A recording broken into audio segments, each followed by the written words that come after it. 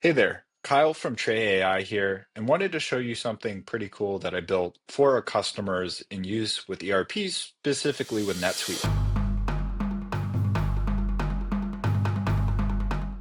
One of the things we run into is needing to map systems of one record type to systems of another record type. Think Salesforce customer object or Salesforce account object to a NetSuite customer object.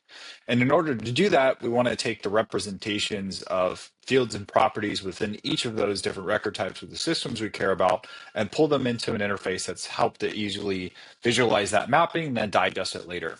So the first step of that is actually doing, and I'll run this job in the background as I talk about it, is to create a worksheet inside of Google Sheets that will digest that record type. In this case, customer is the only one we're going to go through for mapping later on, and then parse out that information specific to our NetSuite account that's going to have our custom fields and other properties that we end up caring about later for mapping purposes.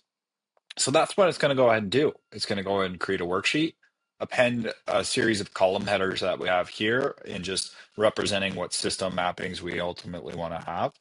And then it's going to dump in the values from the NetSuite side of things and actually digest those. So you can see this job ran.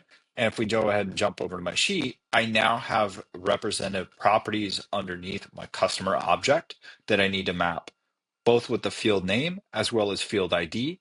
And if something has a very specific set of sub properties that I need to map, say country codes on this stuff, I know I need to account for that on that. So hopefully this is something short and quick and interesting that you can do within the context of Tray AI.